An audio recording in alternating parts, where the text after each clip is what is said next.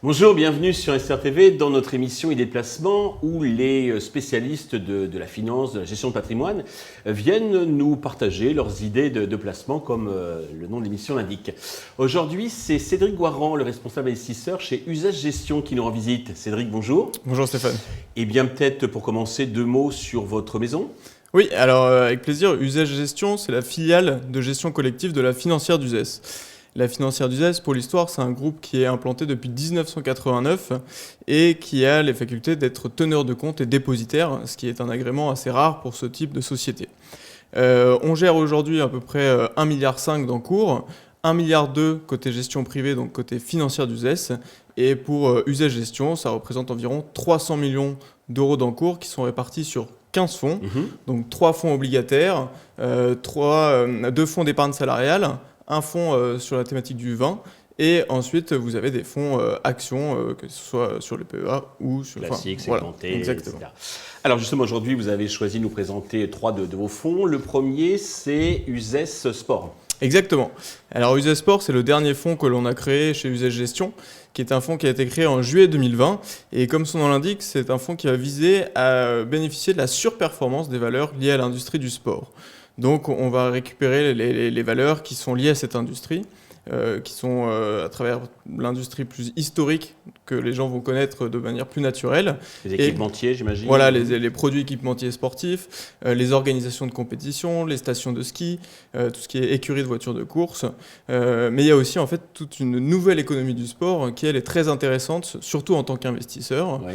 Et là on va parler de valeurs qui sont liées par exemple à l'e-sport, donc tout ce qui est aux jeux vidéo, tout ce qui est aux nouvelles technologies. Donc ça va être par exemple quand vous allez dans une salle de sport, les tapis connectés ou les montres connectées. Et ensuite de cela, vous avez tout ce qui est lié à la santé bien-être, qui est un secteur aussi très en vogue aujourd'hui. Toute taille, tout secteur géographique ? Oui, exactement. Toute taille, tout secteur géographique. Alors c'est pour la répartition, 40% à peu près en Amérique du Nord, qui est le marché leader, donc c'est assez logique. Ensuite, vous avez 20% en Asie et vous avez 35% sur les pays européens. D'accord. Les perfs passés sont de quel ordre ? Même si bien sûr je précise que les performances passées ne présagent pas des performances futures. Alors le fonds a été créé en juillet 2020, donc c'est assez récent. Donc en 2020 le fonds a fait plus 18% lors de sa création les 6 premiers mois. Ensuite on a fait plus 25% en 2021 et l'année dernière avec des valeurs de croissance on a fait une année plus difficile avec moins 20% de baisse. Oui, enfin c'était un peu l'année dernière. Exactement. Et le fonds se reprend bien depuis le début de l'année puisqu'il est à plus 10%. Il rattrape son retard par rapport à son indice de référence. Ok. Deuxième fonds, donc alors c'est plutôt un fonds plaisir, là c'est Uzès Grand Cru. Exactement. Alors c'est un fonds plaisir, oui et non. C'est un fonds qui va investir en direct sur les bouteilles de vin, mais le client n'aura pas ces bouteilles. Il ne va pas les déguster, il ne les aura pas dans sa cave. On vise à en fait investir sur les bouteilles de vin comme un actif financier à part entière. D'accord. Le principe du fonds est très simple. On va acheter des bouteilles de vin en direct qui sont conservées au port franc de Genève. D'accord. En fait, le but est de dire que plus on avance dans le temps, plus les gens vont consommer les bouteilles. Et le fait de les consommer va rendre les bouteilles qui restent de plus en plus rares. Donc l'effet prix va augmenter la valeur de la bouteille. Exactement. Donc ça va être ça le principe du fonds. L'autorité des marchés financiers nous impose une règle, c'est d'avoir à minima 60% de vin de Bordeaux et de Bourgogne. Puisque, alors passez-moi le jeu de mots, mais c'est pour l'expression, c'est pour la liquidité du fonds. Ouais. C'est que les vins où il y a le plus de transactions au monde sont les vins de Bourgogne et les vins de Bordeaux. Je ne savais pas que les mêmes. Alors je sais qu'ils ont un compartiment qui s'appelle IBD, je crois, investissement dans les biens divers, etc. Mais je ne savais pas qu'ils imposaient de tels quotas. C'est pour favoriser la liquidité du fonds. Et donc Uzès Grand Cru, c'est un fonds ouvert qui a une valorisation trimestrielle, donc c'est-à-dire que les clients peuvent rentrer et sortir du fonds tous les trimestres. D'accord. Oui, effectivement. Donc, il n'y a pas une allocation personnalisée, c'est mutualisé, bien entendu. Exactement. Comme un fonds classique, action, sauf que les lignes sont des bouteilles. Et du coup, vous vendez les bouteilles, donc... Alors, on achète et on vend les bouteilles principalement sur le marché du Livex, qui est la place de cotation des marchés des grands vins. Et on va acheter ces bouteilles. Donc, l'allocation se fait par 2 personnes. Donc, Jean-Marie Godet, qui est le gérant du fonds et qui est aidé dans cette mission par Hugues Lapeau, qui lui est analyste œnologue, mais aussi négociant en vin et qui donne aussi des cours. Et qui connaît bien Voilà, donc, qui connaît. les maisons donc, de vin pour avoir les allocations. Parce que Exactement. le problème, c'est d'être alimenté. Hein. Exactement. Après, nous, on ne fait pas de primeur, on fait que du marché entre guillemets secondaire. Ah d'accord, ok. Donc, ce qui nous permet en fait d'avoir l'allocation et de bénéficier de ce marché en permanence. On est sur quelle moyenne de performance sur un Alors, on fonds? va chercher à faire environ 3% de performance moyenne. D'accord. Pour vous donner une idée, c'est un fonds qui est complètement décorrélé des marchés financiers et qui apporte une vraie diversification dans un portefeuille client. Oui, et lui, il monte tout le temps parce qu'il n'y a pas la volatilité des Exactement. actions traditionnelles, parce qu'on sait très bien, comme vous le disiez, que c'est un phénomène rare. Et, Très peu de volatilité sur le fonds. En 2020, pour vous dire, le fonds fait -1 quand les marchés avec l'année du Covid ont été très, très compliqués, sans aucune volatilité. En 2021, le fonds fait +5 quand les marchés, eux, font +30.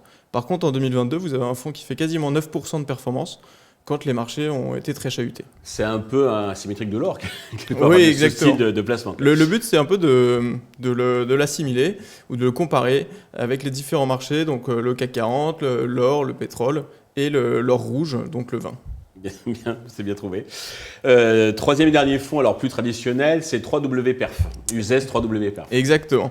Alors USES WPerf, c'est un fonds qui représente parfaitement les valeurs de la société, puisque c'est un fonds de pur stock picking et qui est géré par une famille, donc Jean-François Veil et Céline Veil.